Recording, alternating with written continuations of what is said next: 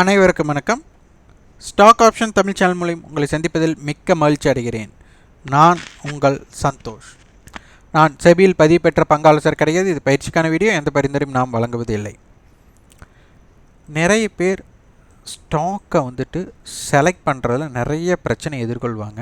இதில் நம்ம மார்னிங்கில் ட்ரெண்டிங் ஸ்டாக்காக எப்படி தேர்ந்தெடுக்கலாம் அப்படிங்கிறது தான் நம்மளுடைய தின காணொலியில் பார்த்துட்டு வர்றோம். இதற்கு முன்பே இன்றைக்கி என்ன ஸ்டாக் வரப்போகுது, நம்ம ஹோம்ஒர்க் பண்ணணுமா அப்படின்னு கேட்டால் தேவையில்லை. அந்த நிறுவனத்தோட ஜாதகம் நம்மளுக்கு தேவையா, அந்த நிறுவனம் என்ன பண்ணுறாங்க, என்ன மாதிரி பிஸ்னஸ் பண்ணுறாங்க, எவ்வளோ டேர்ன் ஓவர் பண்ணுறாங்க, அவங்களோட காம்படேட்டர் யார், அவங்களுடைய நெட்வொர்த் என்ன, நிறைய விஷயங்கள் நம்ம பார்க்கணுமா அப்படிங்கிறதும் கிடையாது. நம்மளுக்கு தேவை ஆற்றுல தண்ணி எந்த திசையில் போகுதோ அதனோட பயணம் பண்ணிடணும். அப்போது இன்றைக்கி யார் ஸ்டாக்ஸ் ட்ரெண்டிங்காக இருக்க போகிறாங்களோ அவங்க கிட்ட நம்ம ஒன்றும் ஏற்றத்துலையோ இல்லை இறக்கத்துலையோ பங்கேற்கணும். அதுதான் ரொம்ப தேவை.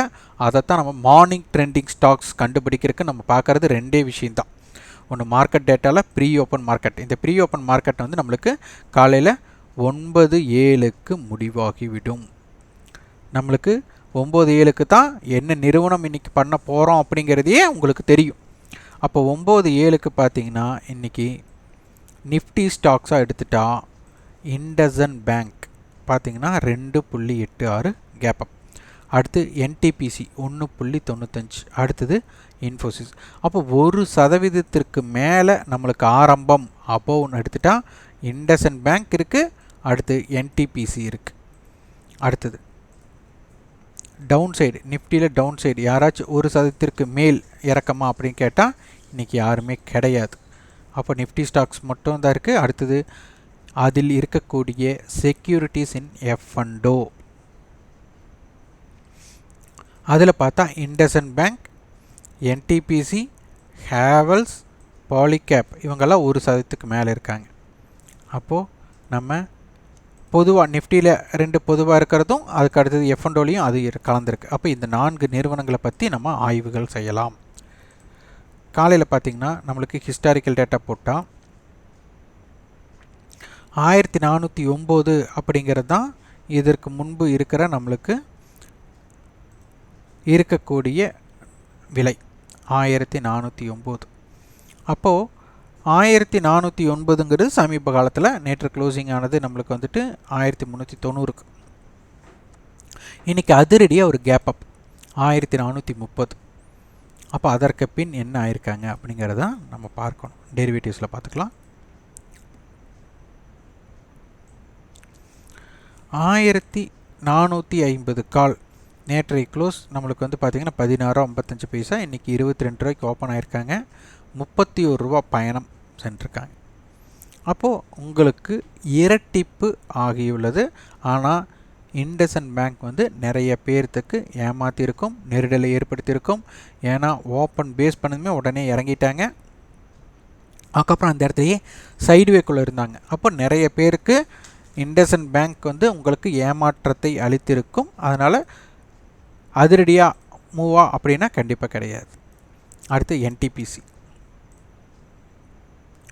என்டிபிசி பார்த்திங்கன்னா நேற்றைய ஹை அப்படிங்கிறது 189. சமீபத்தில் 3 நாட்களோட ஹைக்கு மேலே இன்றைக்கி ஆரம்பமான பின் 80 பைசா குறைவாகும். அங்கிருந்து ஒரு 5 ரூபாய் ஏற்றம் கொடுத்துருக்காங்க. அது காலையிலே ஒரு நல்ல இம்பேக்ட் கொடுத்தாங்க. டெரிவேட்டிவ்ஸில் என்ன ரிசல்ட் கொடுத்தாங்கன்னு பார்க்கலாம்.